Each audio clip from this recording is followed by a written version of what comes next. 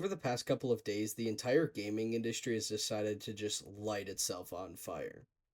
Nobody knows why the gaming industry has an obsession with doing this when they do something well, but they do. It seems like some sort of an addiction. When they get a hit of doing something good, they always have to bring down expectations back to a level that can suffice. Ultimately, I do believe that the gaming industry has hope to stop being the greediest industry, but stuff like this just brings my expectations even further down. If you're not sure what I'm talking about, I do recommend to go watch Moist Critical's video of all the drama leading up to this point, as he's done a fantastic job, as he always does. However, if you want just a quick summed up version before we get into the Xbox drama, then I will give that to you right now. Now, the quick summed up version that I can give to you is just simply this.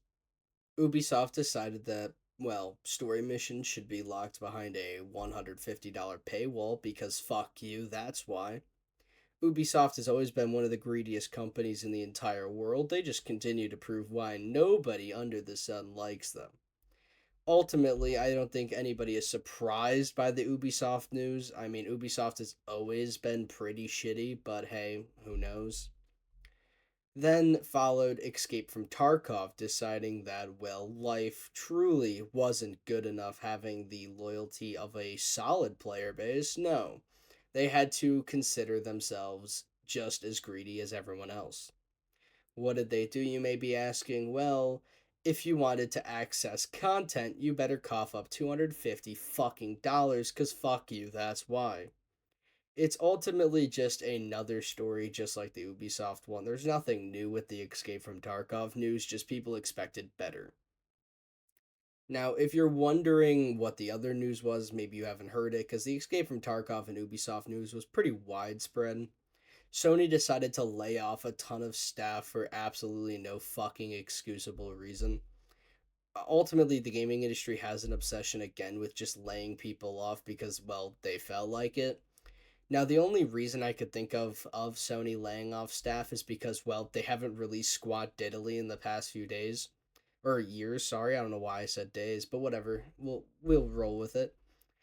Ultimately, yeah, Sony decided to lay off a bunch of fucking people because their bottom line wasn't looking quite as good.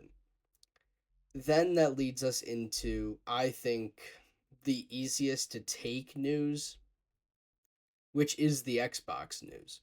Now, the reason why it's easier to take is because Xbox has always been fucking stupid. It's understandable when Xbox makes a stupid. But this Xbox stupid was maybe some of the dumbest fucking work I've ever seen. Honestly, they probably got a raise for how fucking stupid this idea was. They decided to lay off 3 studios. If you're wondering what these 3 studios were, let me show them to you. Now, here's the Kotaku article that covers it. And I know Kotaku's fucking piss awful shit article, but hey, it still covers it, so fuck it. If you want to pause and read it, you can pause and read it, but basically, they closed the studio that made Redfall, and they closed the studio that made Hi-Fi Rush, and they also closed the studio that made Mighty Doom. Now you might be noticing, one of them was a smash fucking success. And you would be correct. Redfall was one of the most critically acclaimed titles of all time. Obviously, I'm fucking kidding. Redfall was the worst title to ever come out that last year, but hey, somehow Gollum beats that game out. Hi-Fi Rush is obviously the game that everyone was shocked to hear their studio was closed. Now, ultimately, people were wondering why you would close the studio behind Hi-Fi Rush. I mean, the game was your only good received game of ever. I mean, your games have been so poorly received that you would assume that they would praise this studio and give them all raises for fuck's sake, but no. They decided that fuck you, you no longer have a job, but thank for money. That's basically what they did. And then the next day, they announced that they wanted more titles like Hi-Fi Rush. They needed more smaller titles that brought them prestige to bring up their bottom, to bring back fan bases, basically. But you might be wondering, wasn't that exactly what the studio that made Hi-Fi Rush did? And you would be correct. That is exactly what that studio did. But now you might be wondering, okay, but what did they say was the reasoning for these closures? Well, as you can now see on your screen, the reasoning for the closures is because Xbox doesn't have the resources. I know. $1 trillion company doesn't have the resources to run studios that were running with, well, half the budget, if that. Ultimately, it's a piss poor excuse to shut down studios. The simple fact is they had the resources, but those studios weren't going to make them enough money, so they decided to cut their losses. In the grand scheme of things, Xbox is trying to make you feel better about the fact that these people just lost their jobs for absolutely no reason. Now, in the grand scheme of things, you might be saying this isn't that bad. I mean, ultimately those people will probably find jobs elsewhere and it's not the end of the world. But I highly disagree. Even if they find jobs elsewhere, it just adds an unnecessary ton of stress on these guys' shoulders.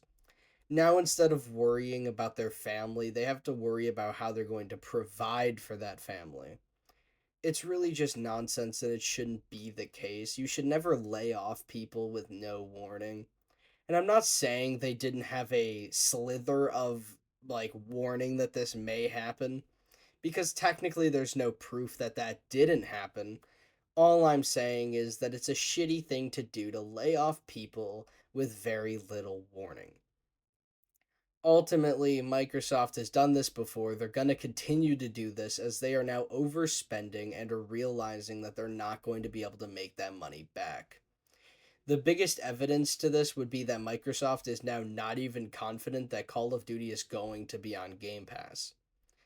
They're just not sure. They're debating it now, and if it does go on Game Pass, they will raise the prices. This is already a considered thing. In the grand scheme of things, I keep saying that, god damn it, but you get the point. You can't raise prices because you overspent. You can't expect the consumer to make up for your bad business. You wouldn't have had to have overspent if you used the studios you already had to make games. Going the Sony approach where you build studios up and then acquire them is way less financially hurtful, if that makes sense.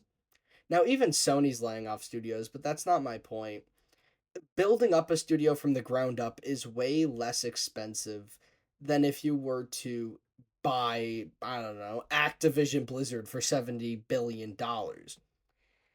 I'm not sure why Microsoft has decided that just spending money nonstop and then laying off people is the smart thing to do.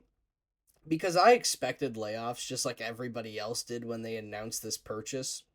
There was no way in hell Microsoft was not going to lay people off, but it's the way that they did it, I guess.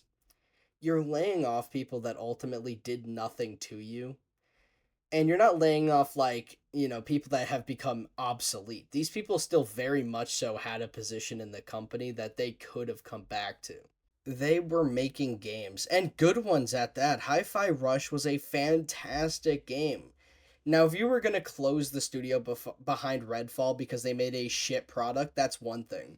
But you're closing a studio because they delivered a fantastic product, but it didn't make enough money for you to go, well, we got to keep them. Now you just made it very clear to everybody under your staff that they have to start pumping out AAA quality titles, otherwise they're going to be let go. Meaning they're less likely to take a risk like on Hi-Fi Rush that brought you so much success. The only reason Hi-Fi Rush was a success is because the risk the studio behind it took to make it a success. You might be wondering, well, what's that risk? They made something different. They didn't do the same old Call of Duty nonsense. They didn't take a brand that's already established and try to make a new game. They went out of their way to make a brand new, fresh take on a genre. That is something that not a lot of studios have done. And because they did that, they got shut down. You're encouraging your studios to no longer take risks, and now you're just hurting your longevity in the gaming industry.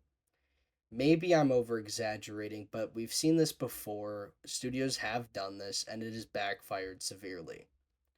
We'll have to see how it ages, but ultimately, I have zero faith in Microsoft or the gaming industry to get this back on track.